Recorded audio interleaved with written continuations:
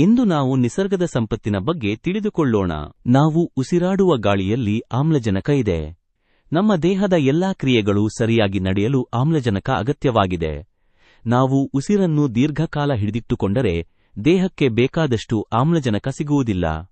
ಆದ್ದರಿಂದ ನಮ್ಮ ಬದುಕಿಗೆ ಆಮ್ಲಜನಕ ಅತ್ಯಗತ್ಯ. ಇದೇ ರೀತಿ ಬಹುತೇಕ ಎಲ್ಲಾ ಜೀವಿಗಳಿಗೂ ಆಮ್ಲಜನಕ ಅವಶ್ಯಕವಾಗಿದೆ.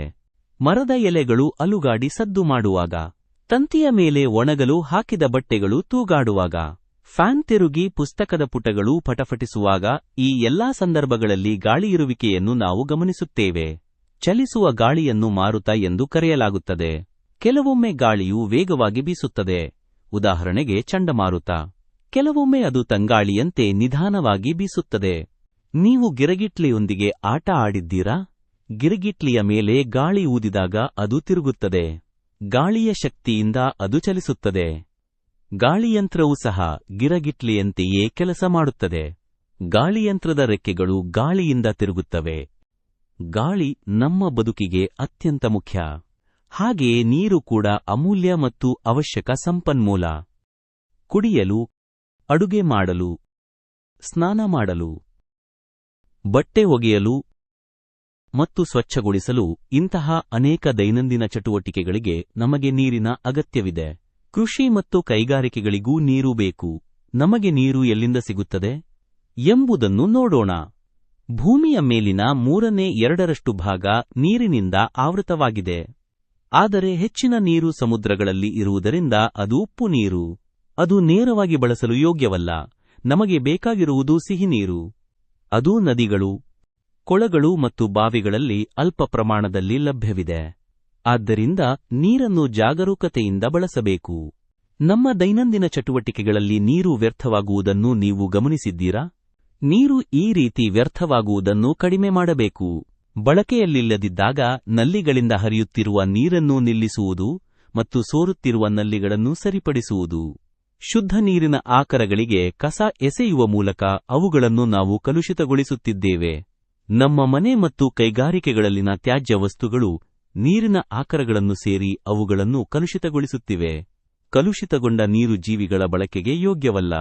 ನೀರು ಎಲ್ಲಾ ಜೀವಿಗಳ ಬಳಕೆಗೆ ಯೋಗ್ಯವಾಗಿ ಉಳಿಯುವಂತೆ ನಾವು ಅದು ಕಲುಷಿತಗೊಳ್ಳುವುದನ್ನು ಸಹ ತಡೆಯಬೇಕು. ಶುದ್ಧ ನೀರಿನ ಸೀಮಿತ ಆಕರಗಳಿಂದಾಗಿ ಭಾರತದ ಅನೇಕ ಭಾಗಗಳಲ್ಲಿ ನೀರಿನ ಕೊರತೆಯಿದೆ. ಕೆಲವೆಡೆ ಜನರು ಕುಡಿಯುವ ನೀರು ತರಲು ನಡೆದುಕೊಂಡು ಬಹುದೂರ ಹೋಗಬೇಕಾಗಿದೆ. ಎಲ್ಲರಿಗೂ ನೀರು ಸಮಪ್ರಮಾಣದಲ್ಲಿ ಲಭ್ಯವಾಗುತ್ತಿಲ್ಲ. ನೀರನ್ನು ಸಂರಕ್ಷಿಸುವುದು ಮತ್ತು ಅದನ್ನು ವಿವೇಚನೆಯಿಂದ ಬಳಸುವುದು ನಮಗೆ ಮುಖ್ಯವಾಗಿದೆ. ಅನೇಕ ಕಟ್ಟಡಗಳಲ್ಲಿ ಮಳೆ ನೀರನ್ನು ಭವಿಷ್ಯದ ಬಳಕೆಗಾಗಿ ಹೆಚ್ಚಿನ ಪ್ರಮಾಣದಲ್ಲಿ ಸಂಗ್ರಹಿಸಲಾಗುತ್ತದೆ. ಇದನ್ನು ಮಳೆನೀರು ಕೊಯ್ಲು ಎನ್ನುವರು. ಈಗ ಸೂರ್ಯನಿಂದ ಶಕ್ತಿಯ ಬಗ್ಗೆ ತಿಳಿದುಕೊಳ್ಳೋಣ.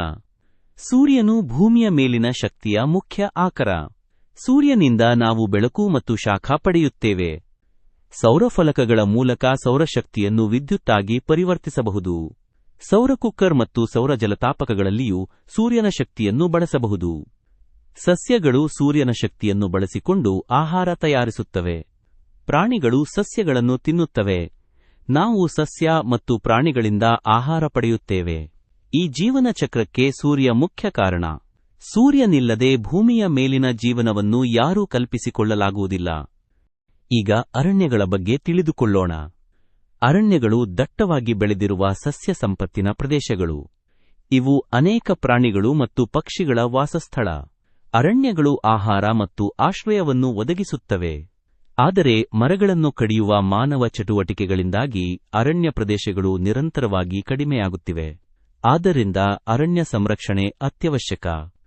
ಹಾಗೆಯೇ ವನಮಹೋತ್ಸವದ ಸಂದರ್ಭದಲ್ಲಿ ಹೊಸ ಗಿಡಮರಗಳನ್ನು ನೆಡಲಾಗುತ್ತದೆ ಮತ್ತು ಅರಣ್ಯಗಳನ್ನು ಗೌರವಿಸಿ ಕಾಪಾಡುವ ಬಗ್ಗೆ ಜಾಗೃತಿ ಮೂಡಿಸಲಾಗುತ್ತದೆ. ಮಣ್ಣು, ಬಂಡೆಗಳು ಮತ್ತು ಖನಿಜಗಳು ಸಹ ನೈಸರ್ಗಿಕ ಸಂಪನ್ಮೂಲಗಳು. ಮಣ್ಣಿನ ಕಣಗಳ ನಡುವಿನ ಅಂತರವು ಸಸ್ಯಗಳ ಬೆಳವಣಿಗೆಗೆ ಸಾಕಷ್ಟು ಗಾಳಿಯನ್ನು ಒದಗಿಸುವುದಲ್ಲದೆ ಬೇರುಗಳು ಸುಲಭವಾಗಿ ಬೆಳೆಯಲು ಅನುವು ಮಾಡಿಕೊಡುತ್ತವೆ. ಬಂಡೆಗಳು ದೀರ್ಘಕಾಲದಲ್ಲಿ ಕುಸಿದು ಮಣ್ಣಾಗಿ ರೂಪುಗೊಳ್ಳುತ್ತವೆ. ವಿಭಿನ್ನ ರೀತಿಯ ಮಣ್ಣುಗಳಿವೆ. ಕೆಲವು ಮಣ್ಣು ನಿರ್ದಿಷ್ಟ ಸಸ್ಯಗಳನ್ನು ಬೆಳೆಸಲು ಉತ್ತಮವಾಗಿದ್ದರೆ, ಇನ್ನು ಕೆಲವು ರೀತಿಯ ಮಣ್ಣು ಕಟ್ಟಡಗಳನ್ನು ನಿರ್ಮಿಸುವ ಇಟ್ಟಿಗೆ ಮಾಡಲು ಉತ್ತಮವಾಗಿವೆ. ಮಣ್ಣು ಅಮೂಲ್ಯ ಸಂಪತ್ತಾಗಿದ್ದು ಜೀವವೈವಿಧ್ಯತೆಯನ್ನು ಪೋಷಿಸುತ್ತದೆ. ನೀವು ವಾಸಿಸುವ ಪ್ರದೇಶದ ಸುತ್ತಲಿನ ಬಂಡೆಗಳನ್ನು ನೋಡಿರಬಹುದು. ಮನೆಗಳು, ದೇವಾಲಯಗಳು, ರಸ್ತೆಗಳು, ಅಣೆಕಟ್ಟುಗಳು ಇತ್ಯಾದಿಗಳ ನಿರ್ಮಾಣದಲ್ಲಿ ಬಂಡೆಗಳನ್ನು ಬಳಸಲಾಗುತ್ತದೆ. ಬಳಪದ ಕಲ್ಲುಗಳನ್ನು ಮನೆಯ ಮೇಲ್ಛಾವಣಿಗೆ ಬಳಸಲಾಗುತ್ತದೆ ಮತ್ತು ಮುರಕಲ್ಲುಗಳನ್ನು ಕಟ್ಟಡ ಸಾಮಗ್ರಿಯಾದ ಜಂಬಿಟ್ಟಿಗೆ ತಯಾರಿಸಲು ಬಳಸುತ್ತಾರೆ. ಗ್ರಾನೈಟ್, ಬೆಣಚು ಕಲ್ಲು ಮತ್ತು ಅಮೃತಶಿಲೆಗಳು ಕೆಲವು ಪ್ರಮುಖವಾದ ಬಂಡೆಕಲ್ಲುಗಳಾಗಿವೆ. ಕೈಗೊಡಲಿ ಮತ್ತು ಬಾಣದ ತುದಿಗಳಂತಹ ಸಲಕರಣೆಗಳನ್ನು ತಯಾರಿಸಲು ಮಾನವರು ಸಾವಿರಾರು ವರ್ಷಗಳ ಹಿಂದಿನಿಂದಲೂ ಬಂಡೆಕಲ್ಲುಗಳನ್ನು ಬಳಸುತ್ತಿದ್ದಾರೆ. ವಿಮಾನಗಳು, ಕಾರುಗಳು, ಆಭರಣಗಳು, ಸೌಂದರ್ಯವರ್ಧಕ ವಸ್ತುಗಳು ಹಾಗೂ ವಿದ್ಯುತ್ ಮತ್ತು ವಿದ್ಯುನ್ಮಾನ ಉಪಕರಣಗಳ ತಯಾರಿಕೆಯಲ್ಲಿ ಖನಿಜಗಳನ್ನು ಬಳಸಲಾಗುತ್ತದೆ. ನಾವು ಬಳಸುವ ಮೊಬೈಲ್ ಫೋನ್ ತಯಾರಿಕೆಯಲ್ಲಿ ಚಿನ್ನ, ಬೆಳ್ಳಿ, ತಾಮ್ರ, ಕೋಬಾಲ್ಟ್ ಇತ್ಯಾದಿಗಳಂತಹ ಸುಮಾರು 12 ಖನಿಜಗಳನ್ನು ಬಳಸಲಾಗುತ್ತದೆ. ಬಂಡೆಗಳು ಮತ್ತು ಖನಿಜಗಳನ್ನು ಒಂದು ಸ್ಥಳದಿಂದ ಮತ್ತೊಂದು ಸ್ಥಳಕ್ಕೆ ಸಾರಿಗೆ ಮೂಲಕ ಸಾಗಿಸಲಾಗುತ್ತದೆ. ನಾವು ಸಾರಿಗೆಗಾಗಿ ಬಳಸುವ ಬಹುತೇಕ ವಾಹನಗಳು ಪಳೆಯುಳಿಕೆ ಇಂಧನಗಳನ್ನು ಬಳಸುತ್ತವೆ. ಪಳೆಯುಳಿಕೆ ಇಂಧನಗಳ ಬಗ್ಗೆ ಇನ್ನಷ್ಟು ತಿಳಿಯೋಣ. ವಿವಿಧ ರೀತಿಯ ವಾಹನಗಳು ವಿವಿಧ ಇಂಧನ ಪೂರೈಕೆ ಕೇಂದ್ರಗಳಿಗೆ ಏಕೆ ಹೋಗುತ್ತವೆ? ಏಕೆಂದರೆ ಅವು ಪೆಟ್ರೋಲ್ ಮತ್ತು ಡೀಸೆಲ್ಗಳಂತಹ ವಿವಿಧ ರೀತಿಯ ಇಂಧನಗಳನ್ನು ಬಳಸುತ್ತವೆ. ಪೆಟ್ರೋಲ್ ಮತ್ತು ಡೀಸೆಲ್ಗಳು ಸಾಮಾನ್ಯವಾಗಿ ವಾಹನಗಳಿಗೆ ಬಳಸುವ 2 ಇಂಧನಗಳಾಗಿವೆ. ಪೆಟ್ರೋಲಿಯಂನಿಂದ ಪೆಟ್ರೋಲ್, ಡೀಸೆಲ್ ಮತ್ತು ಸೀಮೆ ಎಣ್ಣೆಗಳನ್ನು ಪಡೆಯಲಾಗುತ್ತದೆ. ನೈಸರ್ಗಿಕ ಅನಿಲದೊಂದಿಗೆ ಪೆಟ್ರೋಲಿಯಂ ಮತ್ತು ಕಲ್ಲಿದ್ದಲನ್ನು ಸಾಮಾನ್ಯವಾಗಿ ಪಳೆಯುಳಿಕೆ ಇಂಧನಗಳು ಎಂದು ಕರೆಯಲಾಗುತ್ತದೆ. ನೈಸರ್ಗಿಕ ಅನಿಲವನ್ನು ಅಡುಗೆ ಮತ್ತು ವಿದ್ಯುತ್ ಉತ್ಪಾದನೆಗೆ ಬಳಸಲಾಗುತ್ತದೆ. ಇತ್ತೀಚಿನ ದಿನಗಳಲ್ಲಿ ಇದನ್ನು ಸಂಕುಚಿತ ನೈಸರ್ಗಿಕ ಅನಿಲ ಅಂದರೆ ಸಿಎನ್ಜಿ ರೂಪದಲ್ಲಿ ವಾಹನಗಳಲ್ಲಿ ಇಂಧನವಾಗಿ ಬಳಸಲಾಗುತ್ತಿದೆ. ಇದು ಪೆಟ್ರೋಲ್ ಅಥವಾ ಡೀಸೆಲ್ಗಿಂತ ಶುದ್ಧ ಇಂಧನವಾಗಿದೆ. ಕಲ್ಲಿದ್ದಲನ್ನು ಮುಖ್ಯವಾಗಿ ವಿದ್ಯುತ್ ಉತ್ಪಾದನೆಗೆ ಬಳಸಲಾಗುತ್ತದೆ. ಇದು ಭಾರತದ ಅನೇಕ ಭಾಗಗಳಲ್ಲಿ ದೊರೆಯುತ್ತದೆ. ಪಳೆಯುಳಿಕೆ ಇಂಧನಗಳ ಲಭ್ಯತೆ ಸೀಮಿತ ಪ್ರಮಾಣದಲ್ಲಿದೆ. ನಾವು ಈಗಿನಂತೆಯೇ ಈ ಇಂಧನಗಳ ಬಳಕೆಯನ್ನು ಮುಂದುವರೆಸಿದರೆ ಶೀಘ್ರದಲ್ಲೇ ಪಳೆಯುಳಿಕೆ ಇಂಧನಗಳು ಖಾಲಿಯಾಗುತ್ತವೆ. ಪಳೆಯುಳಿಕೆ ಇಂಧನಗಳನ್ನು ದಹಿಸಿದಾಗ ಹೊಗೆ ಮತ್ತು ಕಾರ್ಬನ್ ಡೈಆಕ್ಸೈಡ್ ಅನಿಲವು ಉತ್ಪಾದನೆಯಾಗುತ್ತವೆ. ಅವು ಗಾಳಿಯನ್ನು ಕಲುಷಿತಗೊಳಿಸುತ್ತವೆ. ಸಾರಿಗೆ ಮತ್ತು ಮನೆಯ ಬಳಕೆಗಾಗಿ ಪಳೆಯುಳಿಕೆ ಇಂಧನಗಳ ಮೇಲಿನ ಅತಿಯಾದ ಅವಲಂಬನೆಯು ದೊಡ್ಡ ಪ್ರಮಾಣದ ವಾಯು ಮಾಲಿನ್ಯಕ್ಕೆ ಕಾರಣವಾಗಿದೆ.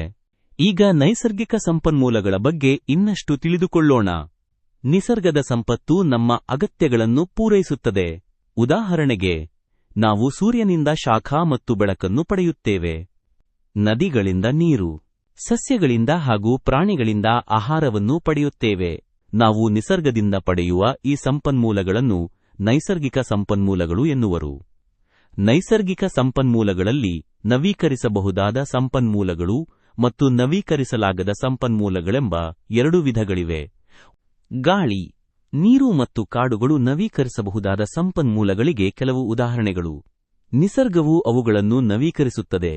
ಖನಿಜಗಳು, ಮಣ್ಣು, ಬಂಡೆಗಳು, ಕಲ್ಲಿದ್ದಲು, ಪೆಟ್ರೋಲಿಯಂ ಮತ್ತು ನೈಸರ್ಗಿಕ ಅನಿಲ ನವೀಕರಿಸಲಾಗದ ಸಂಪನ್ಮೂಲಗಳಿಗೆ ಉದಾಹರಣೆಗಳಾಗಿವೆ. ಆದ್ದರಿಂದ ನಾವು ನಮ್ಮ ನೈಸರ್ಗಿಕ ಸಂಪನ್ಮೂಲಗಳನ್ನು ಸಂರಕ್ಷಿಸಬೇಕು ಮತ್ತು ಅವುಗಳನ್ನು ವ್ಯರ್ಥ ಮಾಡದೆ ವಿವೇಚನೆಯಿಂದ ಬಳಸಬೇಕು. ಪ್ರತಿಯೊಬ್ಬ ಮನುಷ್ಯನ ಅಗತ್ಯಗಳನ್ನು ಪೂರೈಸಲು ಭೂಮಿಯು ಸಾಕಷ್ಟು ಸಂಪನ್ಮೂಲಗಳನ್ನು ಒದಗಿಸುತ್ತದೆಯೇ ಹೊರತು ಆದರೆ ಪ್ರತಿಯೊಬ್ಬ ಮನುಷ್ಯನ ದುರಾಸೆಯನ್ನಲ್ಲ. ಈ ಪಾಠದಲ್ಲಿ ನೀವು ಗಾಳಿ, ನೀರು, ಸೌರಶಕ್ತಿ, ಅರಣ್ಯಗಳು, ಮಣ್ಣು, ಬಂಡೆಗಳು, ಖನಿಜಗಳು ಮತ್ತು ಪಳೆಯುಳಿಕೆ ಇಂಧನಗಳಂತಹ ವಿವಿಧ ನೈಸರ್ಗಿಕ ಸಂಪನ್ಮೂಲಗಳ ಬಗ್ಗೆ ಕಲಿತಿದ್ದೀರಿ.